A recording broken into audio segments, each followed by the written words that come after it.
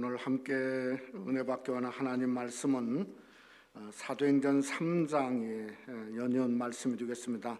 사도행전 3장 11절로 20절까지의 말씀입니다. 그리고 마지막 26절은 같이 함께 봉독하기를 원합니다. 우리 신약성경 191페이지 사도행전 3장 11절로 20절까지 그리고 26절은 같이 함께 봉독하기를 원합니다. 제가 먼저 11절 말씀 먼저 봉독합니다.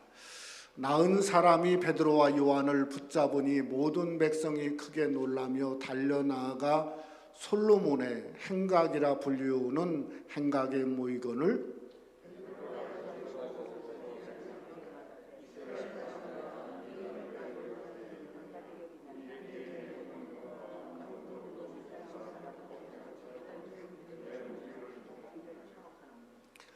아브라함과 이삭과 야곱의 하나님 곧 우리의 조상의 하나님이 그의 종 예수를 영화롭게 하셨느니라. 너희가 그를 넘겨주고 빌라도가 놓아주기를 결의한 것을 너희가 그 앞에서 거부하였으니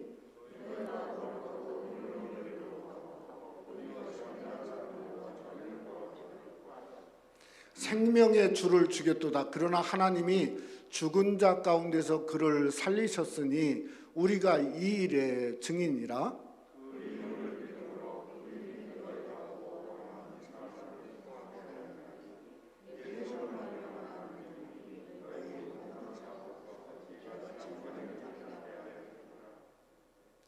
형제들아, 너희가 알지 못하여서 그리하였으며 너희 관리들도 그리한 줄 아노라.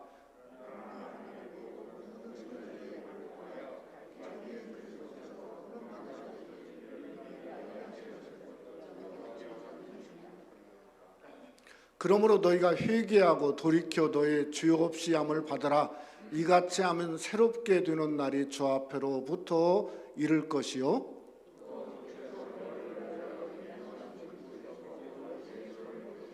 네, 26절 다 같이 하죠. 하나님이 그 종을 세워 복 주시려고 너희에게 먼저 보내사 너희로 하여금 돌이켜 각각 그 악함을 버리게 하셨느니라. 아멘. 우리 사람은 누구나 행복하기를 원하고 행복을 추구하며 살고 있습니다. 그래서 그런지 미국의 아주 저명한 심리학자인 네리 크랩이라고 하는 기독교 심리학자가 얼마 전에 우리 한국 서적으로 행복이라고 하는 책이 번역되며 서점에 있습니다. 그 책에서 이 네리 크랩은 인간의 행복을 두 가지로 설명을 했어요. 첫째는 차선적 행복이 있고 또 하나는 우선적인 행복이 있다고 말했습니다. 이 차선적 행복은 뭔가 하면 기분 좋은 행복이에요. 유쾌한 행복인데, 근데 이것은 조건적이 항상 따릅니다. 뭔가 남이 알아줘야 행복하고요. 남이 뭔가 존중을 해줘야 행복이 이렇게 우리 삶 속에 타고. 그래서 비행기 태우지 말라. 근데 사실 행복하다 이 말이죠. 또 이 생각보다 뭔 일이 잘 풀어지면 얼굴이 그냥 기분이 좋지 않습니까? 왜냐하면 행복하기 때문에 그런 거죠. 그런데 이 조건이 충족이 되지 않으면 그때부터 행복 대신에 상심을 하게 되고 불행 속에 순식간에 그 속에 빠지게 되어지는 거죠. 근데 이 우선적 행복은 쉽게 말하면 그분은 근본적 행복이다 이렇게 말하고 있어요. 이건 전혀 다른 거라고 이야기합니다. 이건 뭔가 하면 소위 아가페라고 하는 하나님의 사랑을 알고 이 무궁한 하나님의 아가페 사랑이 어떤 환경에서도 내 안에서 자라고 또 역사하고 함께 하는 것을 보는 행복이죠. 그래 이것은 조건과 상황과는 아무런 상관이 없습니다. 마치 하박국의 선지자가 고백을 했죠. 비록 무화과 나무가 무성치 못하고 포도나무가 열매가 없고 감람나무에 소출이 없을지라도 하박국 3장 18절에 그는 뭐라고 고백하냐면 나는 여호와로 말미암아 즐거워하며 나의 구원의 하나님으로 말미암아 기뻐하리로다. 그러니까 하나님으로 말미암은 기쁨이죠. 우리가 구원의 하나님을 만나는 그러한 그 기쁨, 바로 행복은 구원의 하나님께 있음을 믿으시기를 주님의 이름으로 축원합니다. 그러니까 우리가 예수 안에 생명이 있네 한 것처럼 예수 안에 생명이 있을 뿐만 아니라 예수 안에 뭐가 있다고? 행복이 있다는 거죠. 그래서 저와 여러분이 정말 이 팬데믹 와중에도 정말 여러분처럼 우리 교회 새생명교회 성도들처럼 더 예수 안에 거하고 더 예수를 기뻐하고 예수를 통해서 진정한 행복을 누리는 귀한 축복이 함께하기를 원합니다. 저는 오늘 이 베드로의 두 번째 설교가 최고의 설교라고 생각을 합니다. 왜 그런가 하면 여러분 읽어보았지만은 설교가 요즘 말로 말하면 짧습니다. 그러니 최고의 설교죠. 근데 이 짧은 것은 뭐 조크지만 그러나 정말 중요한 건 뭔가 하면 이 안에 구원의 그리스도 예수가 살아서 역사하고 있으니 최고의 설교예요. 여러분 베드로의 제1설교 첫 번 설교는 성령 강림을 통해서 설교가 일어났죠. 그러니까 이미 준비된 사람들이에요. 그래서 그 사람들은 그냥 그저 말씀을 받자마자 어찌할꼬 회개하고 3,000명이 세례를 받았어요. 근데 오늘 제2설교 두 번째 설교는 안진뱅이가 일어나서 베드로와 요한을 붙잡았어요. 그리고 성전 안에 들어갔어요. 성전 안에 누가 있었죠? 바리새인들, 제사장들, 엄청나게 많은 제사장들, 서기관, 관원까지 있었던 것 같아요. 그리고 예배자들이 있습니다. 그러니까 완전 이건 제1설교와 제2설교의 청중은 전혀 달랐어요. 여러분 이런 경우는 어떤 역사와 어떤 일이 일어나게 되어지냐면 사도행전 7장도 그런 일이 일어나게 되어졌죠. 여러분 사도행전 7장에 스데반의 설교가 있습니다. 그런데 청중이 달랐어요. 어떤 일이 일어났어요? 아니 설교 끝나니까 이빨을 갈고 돌을 던져서 죽지 않았습니까? 이 베드로도 스데반 못지않게 소위 독설을 퍼부었어요. 여러분 15절 말씀에 보면 생명의 주를 너희가 죽였다고 그랬어요. 그러니까 생명의 원어적으로 말하면 왕을 주겠다 이 말이에요. 그런데 이 메시지를 더 들여다보면 들어보면 이 메시지가 따뜻하고 위로가 있고 하는 것을 느낄 수가 있어요. 진짜 복음이 굿뉴스지 않습니까? 그러니까 좋은 소식만을 오늘 메시지를 통해서 우리에게 말씀하고 있다는 거죠. 그래서 17절에 보면 12절에는 이스라엘 사람들아 이렇게 불렀는데요, 17절에 와서는 형제로 바꿨어요. 형제로 호칭을 바꿨어요. 심지어 예수를 죽인 이유도 바꿨어요. 뭐라고 하냐면 너희가 모르고 그리했다 이 말이에요. 실수했다, 무지했다고 바꿨어요. 여러분 19절 말씀을 예전에 기억 한글로 보면 뭐라겠냐면 회개하고 돌이키면 죄가 없고 유쾌한 날이 너희에게 이를 것이요. 그러니까 그건 근본적인 행복이다. 유쾌한 날, 행복하다는 거죠. 그 행복의 메시지를 전한 거예요. 그래서 끝맺음도 뭐라고 말했냐면 너희가 예수를 믿으면 아브라함처럼 복을 받을 것이다. 그러면서 바로 그게 아브라함의 복을 주려고 예수님이 이 땅에 왔다는 거예요. 그리고 끝을 맺습니다. 그랬더니요, 설교 후에 사도행전 4장에 보면 그날의 그 말씀을 듣고 예수를 믿었던 사람들이 뭐라고요? 남자만 5,000명에 이르는 역사가 이르게 되었다고 성경은 말씀하고 있습니다. 여러분 차이점이 뭘까요? 제1설교와 제2설교의 차이점이 뭘까요? 제 첫 번 베드로의 설교는요, 성령 강림이니까 성령에 의한 성령의 설교였어요. 근데 제2설교는 어떤 설교였냐면 제9시의 설교였어요. 우리가 지난 시간도 보았죠. 제9시가 뭐라고요? 제9시는 오후 3시를 이야기하고 있는 게 아니라 예수님이 죽으신 시간이에요. 그러니까 고린도서 4장처럼 우리가 보죠. 예수의 죽음을 몸에 짊어지고 있는 제9시 시간에 베드로가 성전에서 한 설교예요. 그러니까 베드로가 자기가 예수의 십자가를 짊어지고 그 십자가를 설교하다 보니까 거기에 뭔가 위로가 있고, 여러분이 마스크를 쓰면 추운 날에 따뜻함을 느낀 것처럼 따뜻함이 있고 복음이 흐르게 되었다는 겁니다.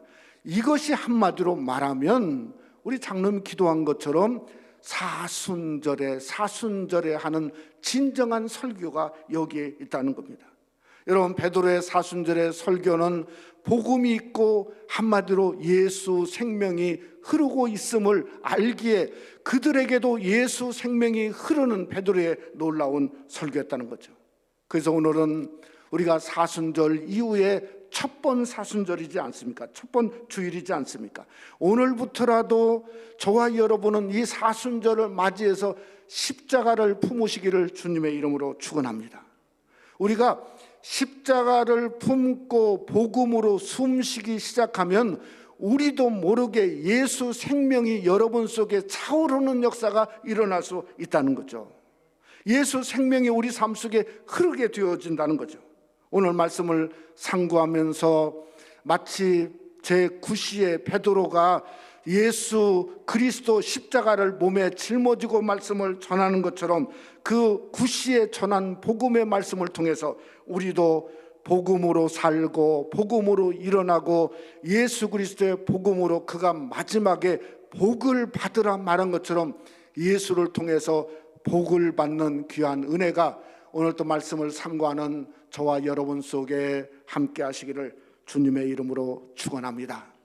첫째로 제9시의 설교는 은혜의 예수님을 증거하고 있습니다. 지난 주간에 기사를 보았더니 한국의 LG라고 하는 LG그룹하고 SK 성경그룹이 미국에서 대법원에서 이게 배터리 소위 분쟁으로 소송한 이야기가 있더라고요. 보니까. 근데 참 심각한 것이 LG에 있는 이 기술자들이 수십 명이 SK로 옮겨갔대요. 그러니까 그 사람이 그 제품 똑같은 걸 만든 거예요. 그래서 소송이 미국에서 벌어진 건데, 미국 시장만 해도 얼마냐면 2천억 달러가 걸려있대요. 엄청난 시장을 한국 기업이 갖고 있는 거죠. 이게 합의금조로 LG가 얼마를 요구하냐면 3조 원을 요구하고 있다는 거예요.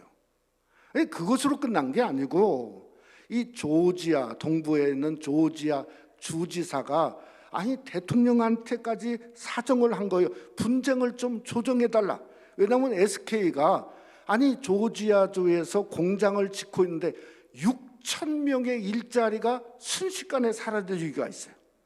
야, 참 그걸 보면서 우리 한국 코리아가 대단하고 한국 사람이 대단하다 하는 것을 참 이렇게 생각하게 되었습니다. 오늘 이 사건의 개요가 안진뱅이가 일어났는데요. 누구를 통해 일어났죠? 베드로와 요한을 통해 일어났어요. 둘이 교권 다툼을 만약에 하고 있다고 생각해 봐요. 누가 일으켰냐? 베드로냐? 요한이냐? 이래서 향방이 달라지는 거죠. 그러니까 분쟁부터 시작할 것 같아요. 근데 그걸 알고 베드로가 단호히 얘기를 했어요. 놀랍게 여길 것도 없다는 거예요. 12절에 보니까 이건 우리 개인들의 능력과 경건에서 일어난 것이 아니라는 거예요. 13절에 하나님이 예수를 영화롭게 하셨느니라. 이건 오직 하나님의 역사다. 이렇게 베드로가 아예 못을 받고 시작한 거예요. 참 베드로를 보면 진짜 이분은 한결같은 사람이에요. 첫 번 설교도 예수 그리스도예요. 두 번째 오늘 설교도 예수 그리스도예요. 예수뿐이에요.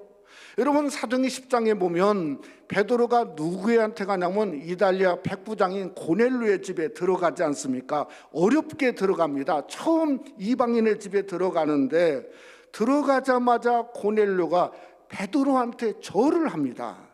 그랬더니 사도행전 10장 26절에 이렇게 말했어요. 이르되 일어서라 나도 사람이라 하고, 이 사람이란 말을 이게 헬라어로 안트로포스라고 하는 말이에요. 근데 이것은 우리가 사도행전 4장에 지난 시간에도 보았죠. 아니 이스라엘 제사장들이 베드로를 그냥 범인으로 알았어요. 범인, 그냥 보통 사람. 근데 그것도 안트로포스예요.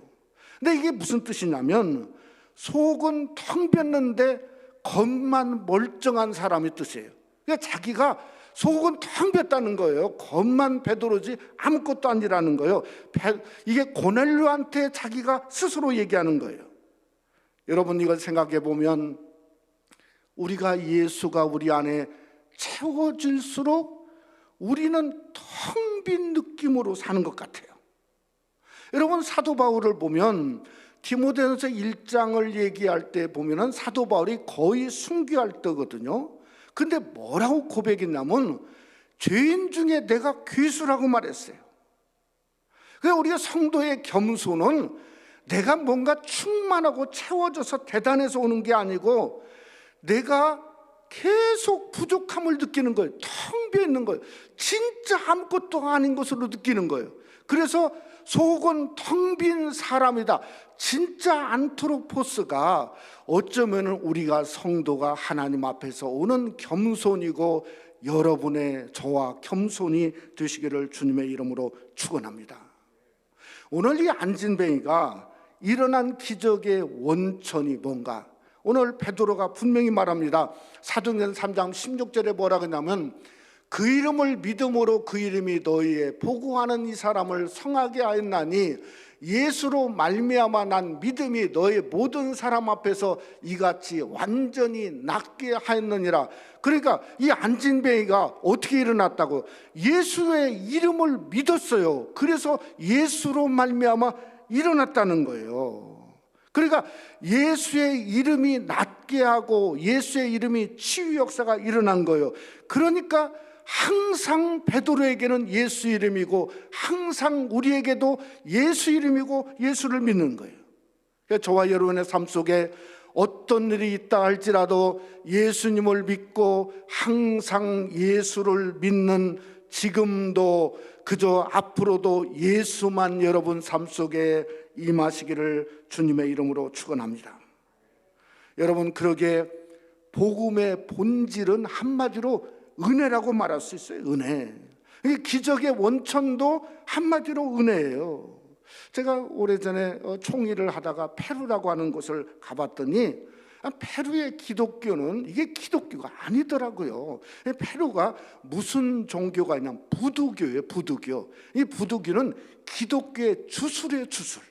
주술이에요. 똑같아요. 그 이유를 이렇게 조사를 해봤더니 중세의 그 페루를 유럽에서 침략할 때 복음도 침략적이고 은혜가 아니라 강제적이었어요. 믿는다면 살려주고 믿지 않는다면 그 자리에서 수백 명, 수천 명을 총으로 쏴 죽였어요.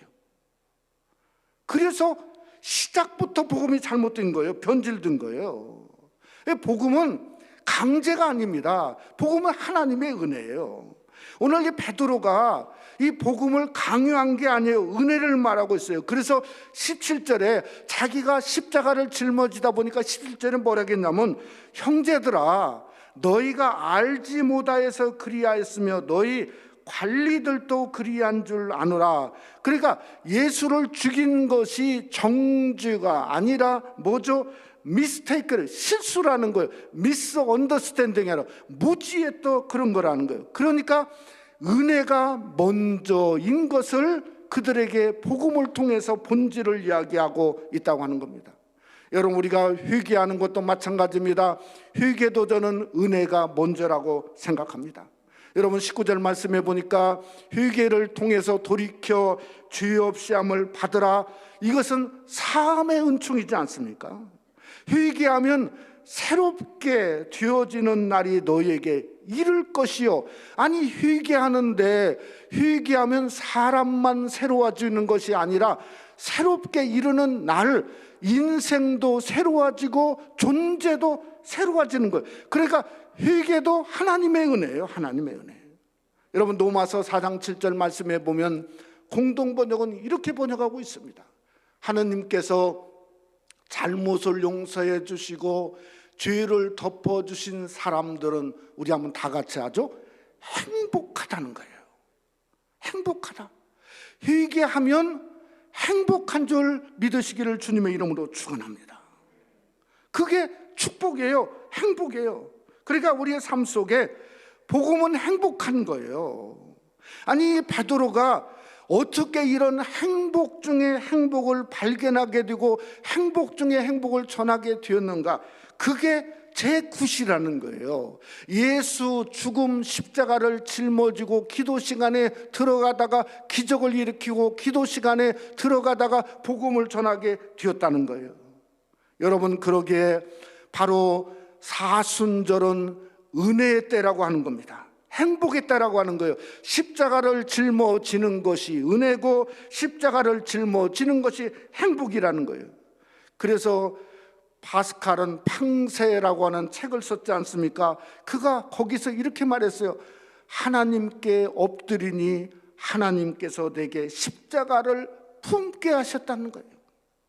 그 우리의 삶이, 저와 여러분의 삶이 제 구시에 정말 십자가를 품는, 복음을 품는 역사가 우리 삶 속에 함께하기를 원합니다. 그러다 보면 이 사순절을 통해서 내가 행복을 발견하고 은혜를 발견하고 예수 생명이 흐르고 예수 생명이 넘쳐나면 자연히 아내에게도 남편에게도 가족에게도 주위 사람이 흐르게 되는 거예요. 진정한 예수를 통해서 복음의 은혜와 복음의 능력과 복음의 우리를 치유케 하는 권세와 역사가 예수 생명 그리스도를 통해 임하시기를 주님의 이름으로 축원합니다. 두 번째로 제 9시의 설교는 축복의 예수님을 말씀하고 있습니다. 우리 지난 시간에 캘리포니아는 참 좋은 날씨를 가졌었는데 미국의 이 중부, 동부, 남부 무려 45개 주는 뭐가 있었죠? 100년 만에 엄청난 한파가 몰아닥쳤는데 마치 빙하기를 경험할 정도였다고 그래요. 지금까지도. 에?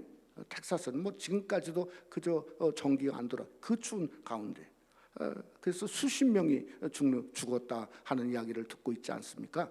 근데 그것뿐만 아니라 이 텍사스 남쪽에는 걸프만이 있죠. 걸프만, 이 멕시코만이 있는데 이 바닷속에 있는 거북이들도 그저 이게 벼는 동물이지 않습니까?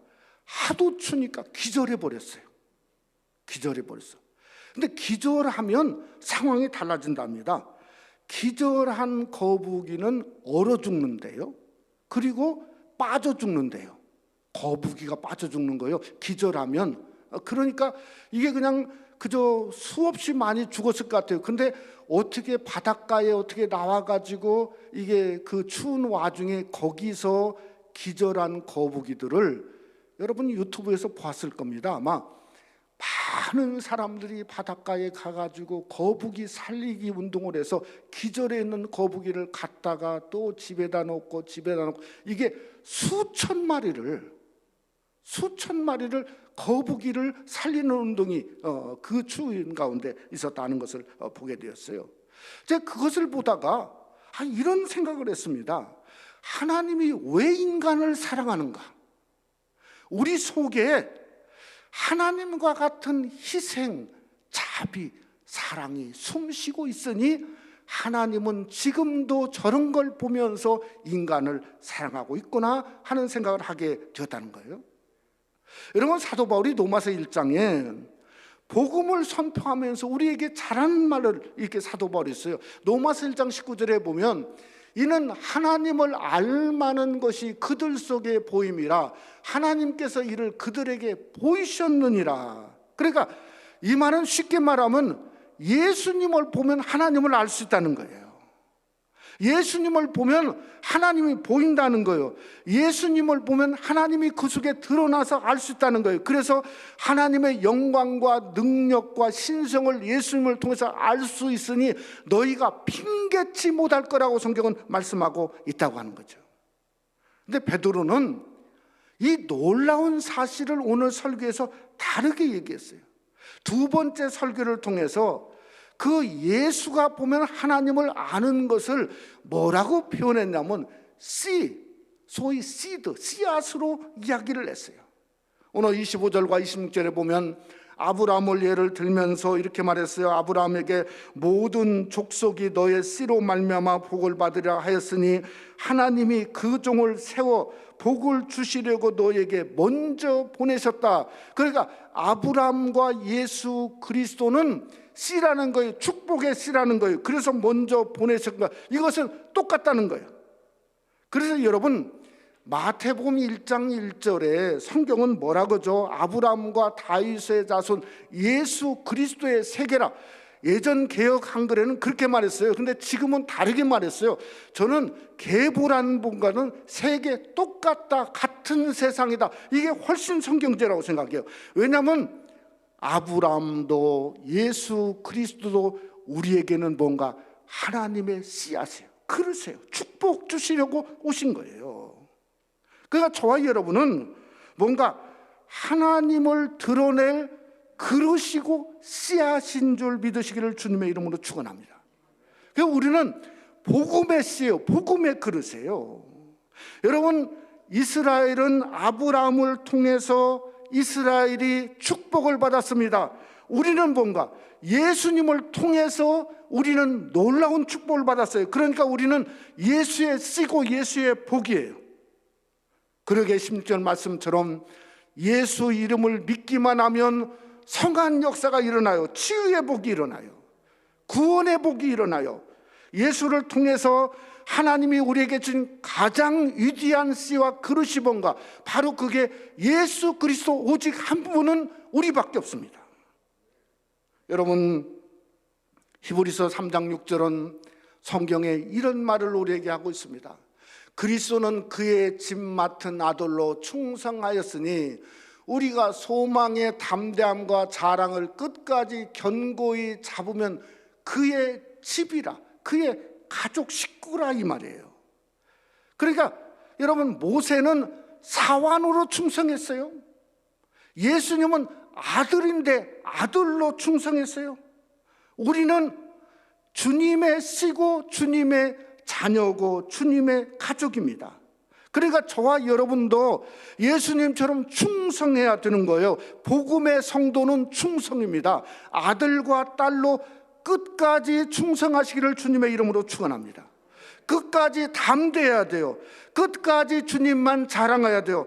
끝까지 어떤 일이 있어도 나는 예수님 한 번 십자가 붙들고 산다고 하는 견고히 붙잡는, 그래서 여러분이 주님의 그루터기가 되고 주님의 씨가 되고 주님의 가족이 되고 축복이 되는 귀한 은혜가 복음을 통해서 여러분에게 예수를 통해 부어주는 엄청난 축복이 함께 하시기를 주님의 이름으로 축원합니다.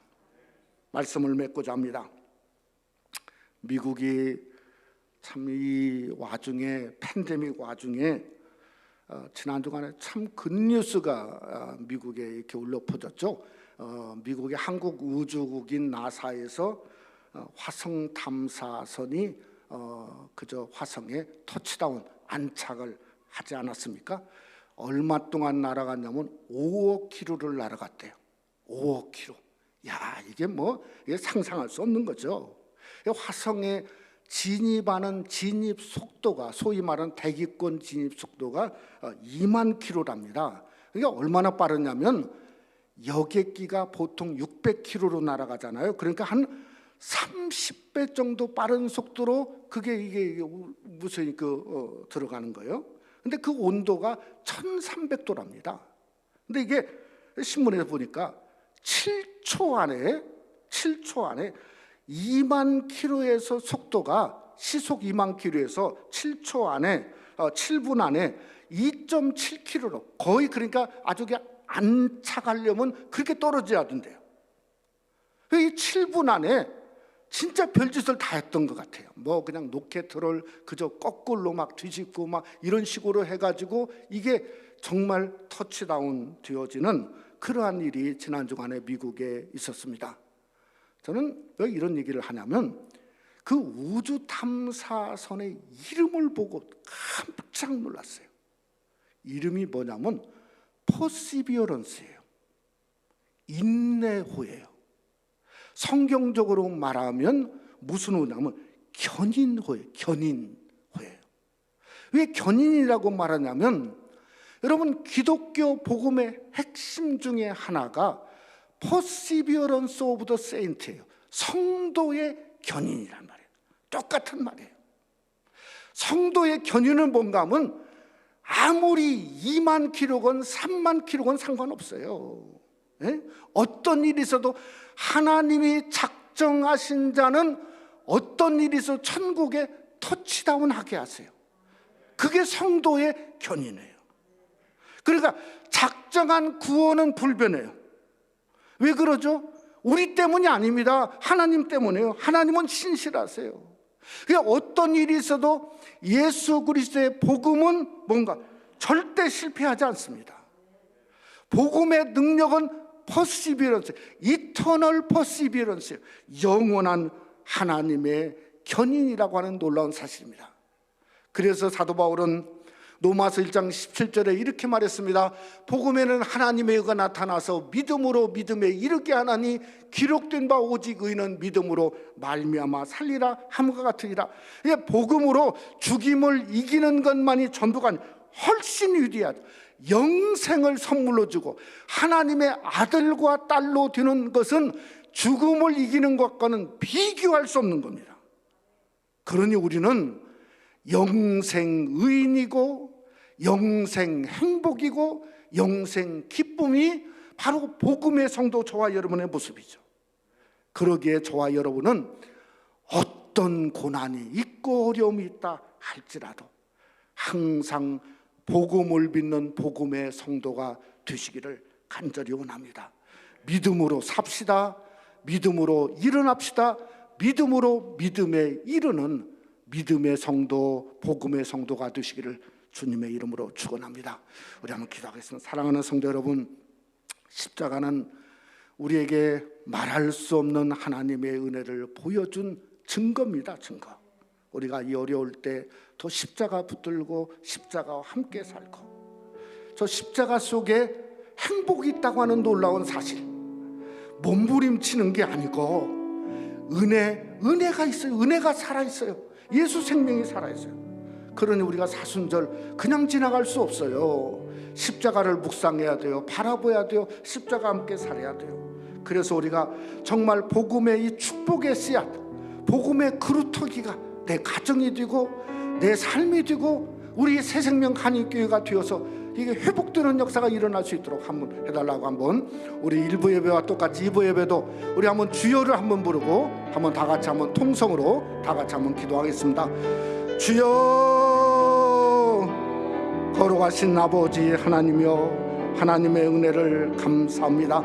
하나님 사순절을 맞이해서 아버지 하나님 예수 그리스도의 십자가가 아버지 하나님 우리에게 행복인 것을 오늘 또 베드로의 두 번째 설교를 통해서 우리에게 말씀하여 주심을 생각할 때 너무너무 감사하지 아니할 수 없습니다. 우리가 십자가를 짊어지고 살다 보니 우리의 태도가 다르고 섬김이 다르고 예배가 다르고 찬송이 다르고 예수 생명이 나에게 흐를 뿐만 아니라 아버지 내 가정과 내 자녀 속에 흐를 수 있는 특별히 새생명 한인교회가 예수 생명이 흐르는 정말 주님의 십자가의 능력과 권세를 드러내는 놀라운 교회가 되어질 수 있도록 하나님 아버지여 권고해 주시고 축복해 주시고 함께 해 주시옵소서. 우리가 복음의 그루터기가 되어지기를 원합니다. 복음의 씨앗이 아버지 하나님 그 축복의 씨앗이 되어서 아버지 하나님 영원한 나라에 터치다운 할 때까지 믿음으로 살고 믿음으로 믿음에 이르게 하는 귀한 은혜가 일어날 수 있도록 하나님이여 축복해 주시옵소서. 믿사옵고 예수님 이름으로 기도드려 싸움나이다. 아멘.